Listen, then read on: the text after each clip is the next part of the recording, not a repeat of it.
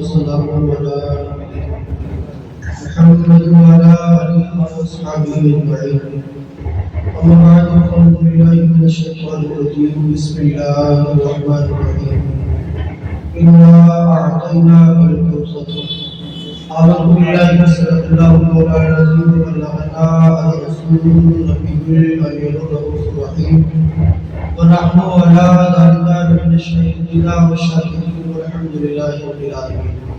أيها الأخوة الأعزاء حضرت امام صلی اللہ علیہ وسلم میں قرآن حدیث کی پاک کا نذرانہ عقیدت پیش کر لیں. بابا سے مدد کرتے ہیں. اللہم صلی علی سیدنا مولانا محمد صلی اللہ علیہ صلاۃ والسلام علیہ یا رسول اللہ صلی اللہ علیہ وسلم. رات مدرسہ دارالعلوم غریب نواز میں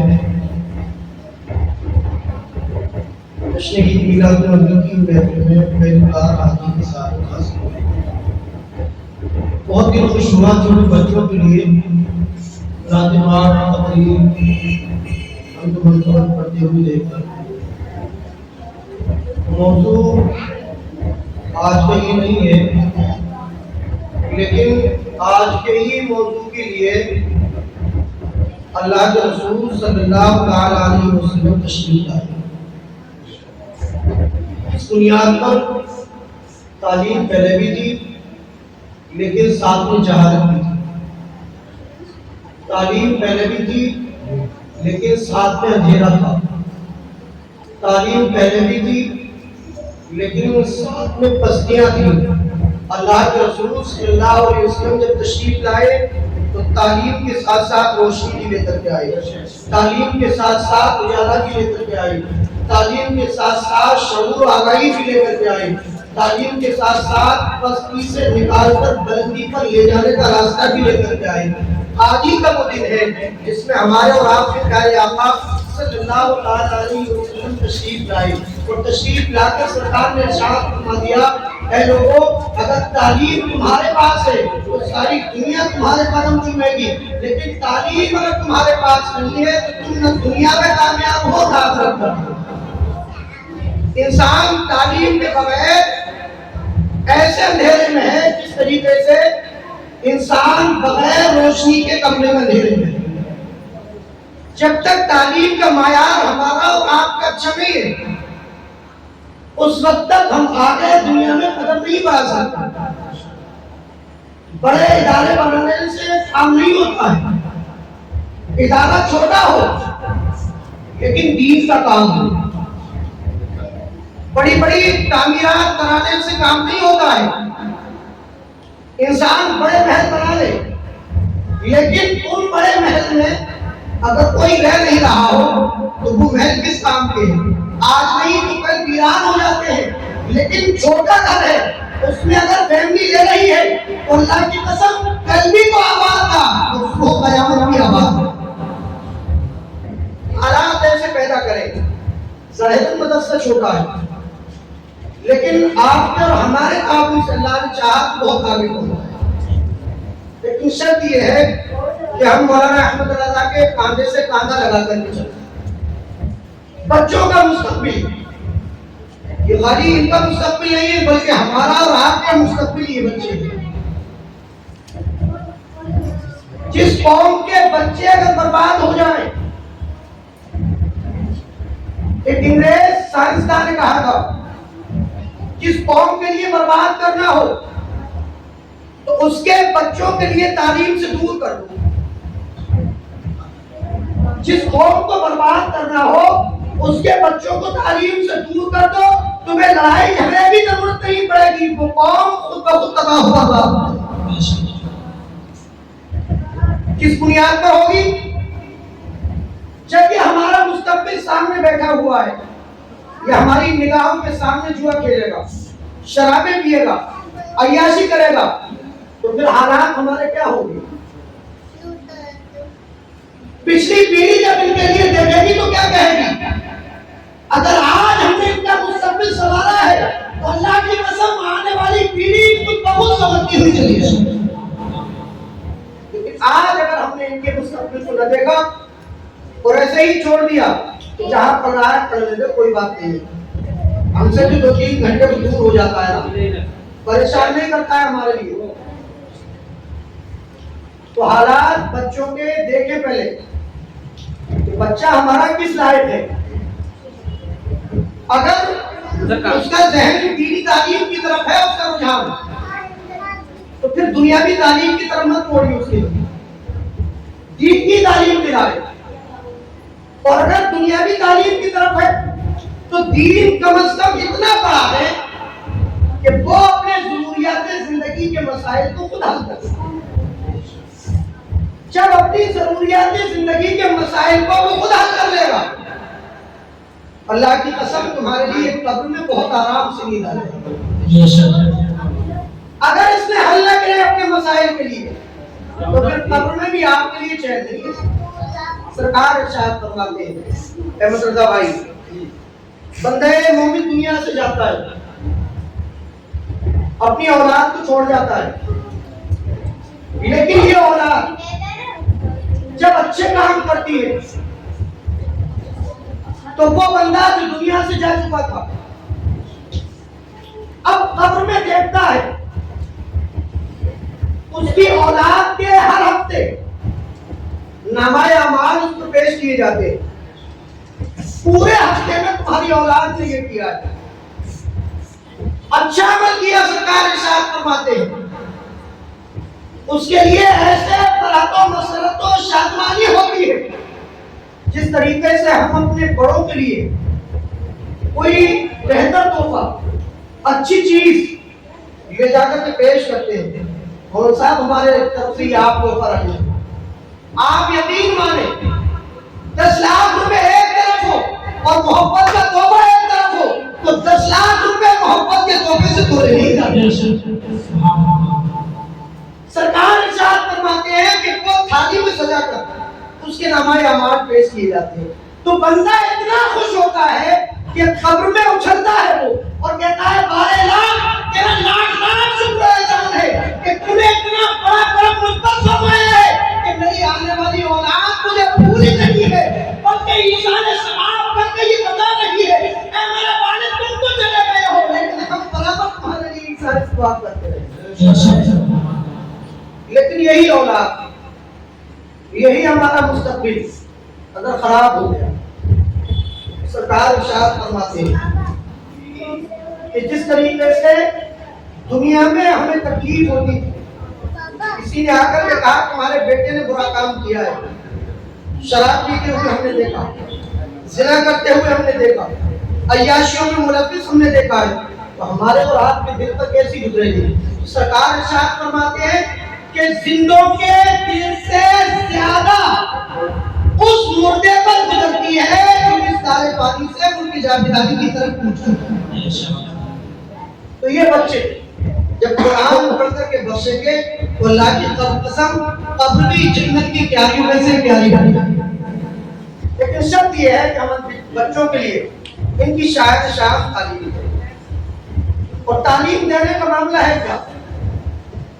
جس انسان نے اپنے بچوں کے لیے سنبھال لیا، سمجھ لیں کہ دنیا کی سب سے بڑی دولت اس نے کما لی،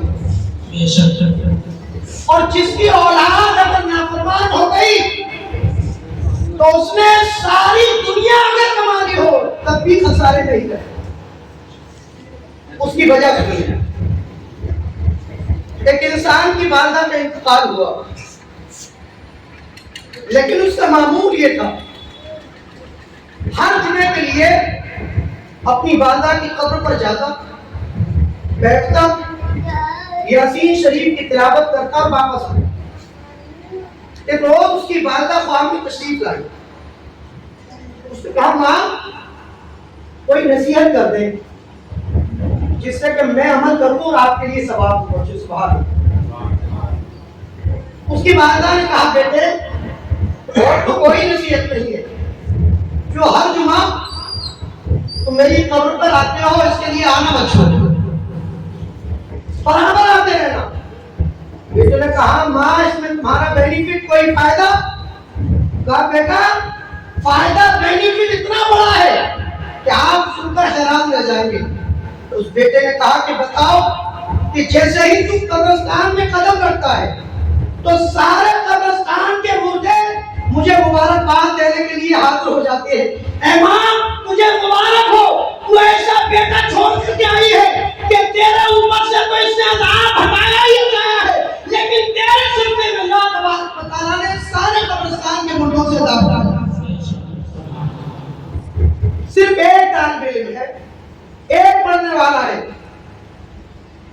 تنا جاتا ہے، اللہ سارے قبرستان سے عذاب اٹھا لیتا ہے. لیکن جس کے گھر میں خود طالب علم ہو، خود ایک عالم دین ہو، خود حافظ قرآن ہو، اس گھر کی برکت کا عالم کیا ہوگا، اس کے ماں باپ کا عالم کیا ہوگا. یہ حالات ہے. سرکار نے ارشاد فرمایا طالب علم کے لیے دریا کی مچھلیاں دعائیں کرتی ہیں، اور دریا کی مچھلیاں جس کے لیے دعائیں کر دے تو وہ کیا دنیا میں ناکام ہو جائے گا مولانا صاحب؟ یہ دنیا میں اس کے لیے بینیفٹ ہے کہ دریا کی مچھلیاں اس کے لیے دعائیں کرتی ہیں. سرکار نے ارشاد فرمایا جب یہ طالب علم اپنے گھر سے نکلتے ہیں مدرسے کی جانب یا مدرسے سے گھر کی جانب تو رحمت کے فرشتے ان کے قدموں کے تلے اپنے پاؤں کے لیے بچھا دیا کرتے ہیں. ہم نے اور آپ نے ان کی شان کو پہچانا نہیں. اللہ کی قسم اگر ہم پہچان لیتے تو پھر یہ حالات ہمارے نہیں ہوتے. ہم دنیا والوں سے پستی میں گرنے کے لیے تھوڑی آئے تھے. دنیا والے جو آنکھیں دکھا رہے ہیں تو ہم آنکھیں دیکھنے کے لیے تھوڑی آئے تھے، بلکہ ہم تو دنیا والوں کی آنکھوں میں آنکھیں ڈال کر جینے کے لیے آئے تھے. وجہ کیا ہوئی؟ وجہ یہ ہوئی کہ ہم نے مدرسوں کی جانب رخ کرنا کم کر دیا. مدرسوں کو ہم بھولے، طالب علموں کو بھولے. جس کے گھر میں برکت نہ ہوتی ہو وہ طالب علموں کو لے جا کر صرف اگر دعا اپنے گھر میں کرا لے تو اللہ کی قسم اس کے گھر کی برکتوں کا عالم دیکھیں گے آپ چند روز میں حالات کیا ہوتے ہیں. لیکن ہم نے پہچانا نہیں. سرکار ارشاد فرماتے ہیں کہ دریا کی مچھلیاں ان طالب علموں کے لیے دعائیں مغفرت کرتی ہیں. یہ تو ان کے زندے پر ہے لیکن بات مرنے کے لیے. شیخ عبدالحق محدث دہلوی علیہ رحمۃ و رضوان ارشاد فرماتے ہیں ایک طالب علم دنیا سے چلا جاتا ہے، اللہ تبارک و تعالیٰ اس کے ارد گرد کی 40 قبروں سے عذاب اٹھا لیا جاتا ہے. اس طالب علم کی برکت سے 40 قبروں سے عذاب اٹھا لیا جائے گا. معلوم کیا گیا حضور 40 آگے کی نہیں جائیں گی، پیچھے کی 5 گانے کی نہیں جائیں گی، سرہانے کی. تو آپ نے ارشاد فرمایا 40 سرہانے کی، 40 باتیں آنے کی، 40 سیدھے ہاتھ کی اور 40 الٹے ہاتھ کی. اب آپ انداز کریں ایک طالب علم ہے لیکن 160 لوگوں کی قبروں سے عذاب کے لیے اٹھا رہا ہے، اور جس کے گھر میں میرے طالب علم ہو تو پھر اس گھر کی برکت کا عالم کیا ہوگا. حالات سبھارے. دنیا سب کچھ نہیں ہے. آج کل ہم دنیا کے چکر میں پڑے ہوئے، دنیا ہاتھ آ جائے کیسے. لیکن امام عشق و محبت سیدی سرکار اعلیٰ حضرت علیہ رحمہ ارشاد فرماتے ہیں یہ دنیا مردار ہے اور اس کے پیچھے دوڑنے والا کتا ہے. دنیا کے پیچھے مت دوڑیے. دین حاصل کر رہے ہیں دنیا تو تمہارے پیچھے دوڑے گی. آپ دنیا کے پیچھے دوڑنے کے لیے نہیں آئے بلکہ دنیا آپ کے پیچھے دوڑنے کے لیے آئی ہے. لیکن وہ چیز وہ کوالٹی ہمارے اندر پیدا ہو جائے، اور جس دن وہ کوالٹی ہمارا اور آپ کے اندر پیدا ہو گئی تو اللہ کی قسم شاعر مشرق ڈاکٹر اقبال نے کہا تھا اے قول محمد قول خدا فرمان نہ بدلا جائے گا، بدلے گا زمانہ لاکھ مدد، قرآن نہ بدلا جائے گا. قرآن نے کہا تھا وَلَا تَحِنُوا وَلَا تَحْزَنُوا وَأَنْتُمُ الْأَعْلَوْنَ إِن كُنتُم مُؤْمِنِينَ. خوف مت کھاؤ، غم مت کرو، تم ہی اعلیٰ ہو، شرط یہ ہے کہ تم مومن بن جاؤ. حالات سنبھالے، حالات ہمارے اور آپ کے اچھے ہو گئے تو پھر حالات ہوں گے کیا؟ حالات یہ ہو جائیں گے کہ آپ سن کے دم رہ جائیں گے کہ حالات کیا ہو جائیں گے. حضرت ابراہیم بن ادھم رحمۃ اللہ تعالی علیہ رات کے لیے سوئے ہوئے تھے، اچانک چھت پر آہٹ ہوئی. معلوم کیا گیا اتنی رات میں شہنشاہ وقت کی چھت پر کون ٹہل رہا ہے؟ بادشاہ وقت کی آرام میں کون خلل ڈال رہا ہے؟ آواز آئی میرے اونٹ گم ہو گئے ہیں، میں اونٹ تلاش کر رہا ہوں. کہا گیا کہ اونٹ گم ہو گئے ہو تو چھت پر اونٹ تلاش کر رہے ہو. کہنے والے نے کہا کہ اگر اونٹ چھت پر نہیں مل سکتے تو نرم و نازک گدوں پر لیٹنے کے بعد کھانا بھی نہیں مل سکتا. چھوڑ ان کے لیے. آنکھ کھل گئی، ساری رات گزری، کرپٹیں بدلتے رہے، نیند نہیں آئی. دربار شاہانہ لگنے کے بعد پورے جوبن کا دربار ہے. ایک فقیر آیا، آنے کے بعد اس نے کہا اے لوگوں یہ سرائے اچھی نہیں ہے، یہ سرائے اچھی نہیں ہے. بادشاہ وقت کا محل ہے، کوٹھی ہے اس کی، دربار لگا ہوا ہے. کہا لوگوں یہ سرائے اچھی نہیں ہے. لوگوں نے جا کر کے شکایت کی بادشاہ وقت ایک فقیر آیا ہوا ہے اور کہہ رہا ہے کہ یہ سرائے اچھی نہیں ہے، آپ نے محل کو سرائے بتا رہا ہے. آپ نے کہا تخت پر لایا جائے. تخت شاہانہ بچھایا ہوا، بلایا گیا. فقیر آ کر کے کھڑا ہو گیا. حضور کہیں کیا کہنا چاہتے ہیں؟ کہا آپ نے ہمارے محل کو سرائے بتایا. کہا جی حضور سرائے بتایا ہے. کہا کس طرف سے تمہیں سرائے نظر آتی ہے؟ سرائے ایسی ہوتی ہے، مسافر خانے ایسے ہوتے ہیں. ارے بادشاہ وقت کا محل ہے، کوئی دماغ کا اسکرو تو ڈھیلا نہیں ہو گیا. آپ نے ارشاد فرمایا میرا نہیں ہوا ہے بلکہ دماغ کا اسکرو آپ کا ہی ڈھیلا لگ رہا ہے. کہا بنیاد، کہا آپ سے پہلے کون تھا آپ کے محل میں؟ کہا میرے والد تھے. کہا ان سے پہلے کون تھا؟ کہا میرے دادا تھے. کہا ان سے پہلے کون تھا؟ کہا پردادا تھے. تو آپ نے ارشاد فرمایا سرائے کہتے کس کے لیے ہے؟ ارے سرائے وہی ہوتی ہے جو انسان ہمیشہ نہ رہ سکے، ایک آئے اور ایک چلا جائے، اسی کے لیے سرائے کہتے ہیں. اتنا فقیر نے کہا اور پھر گائے. آپ نے فوراً شاہی کو چھوڑا، نکل گئے جنگلات میں. جنگلات میں جب نکلے سمندر کے کنارے ہیں بیٹھے، تاج کا لباس ہے اور اس تاج کے لباس کے لیے خود سوئی لے کر کے اپنے ہاتھوں سے سی رہے. آپ کی فوج کا کرنل نکل کر کے جا رہا ہے. اس نے دور سے دیکھا تو کہا کہ لگتے تو ابراہیم بن ادھم ہے، تو یہ میری نظر کوئی دھوکہ نہیں کھا رہی. تو بادشاہ وقت ہے، تاج کا لباس کیوں پہنے گے؟ اپنے ہاتھ سے کیوں سیئیں گے تاج کے لباس کو؟ قریب گیا، جا کر کے جب دیکھا تو شہنشاہ وقت تاج کا لباس پہنے ہوئے اپنی گدری کے لیے اپنے ہاتھوں سے سینا. قریب گئے، مسکرائے، مسکرانے کے بعد کہا کون سی دانش مندی کا کام کیا ہے؟ بادشاہ کو چھوڑ کر یہ فقیری اختیار کی ہے. لوگوں کی نظروں میں کیا ہوا؟ کیا تھے اور کیا ہو گئے؟ ہزارہ لوگ آپ کے پیچھے رہتے تھے، لیکن کیا کیا آپ نے؟ تخت شاہی کو چھوڑ کر کے کون سا تیر مارا؟ آپ نے شاید فرمایا ٹھہر جا، یہ تیر تیری سمجھ میں نہیں آئے گا. ابھی ٹھہر جا، تیرے دماغ کی ساری جو ہے بتیاں سلجھ جائیں گی. دیکھ کیا ہوتا ہے. جو سوئی سے تاج کا لباس سل رہے تھے آپ نے سمندر میں پھینک دی. سوئی جب سمندر میں پھینکی، آواز لگائی سمندر کی مچھلیوں میری سوئی میرے لیے واپس دے دو.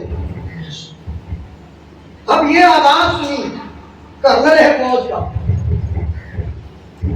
اس دنیا سے اس کا کوئی تعلق ہی نہیں ہے.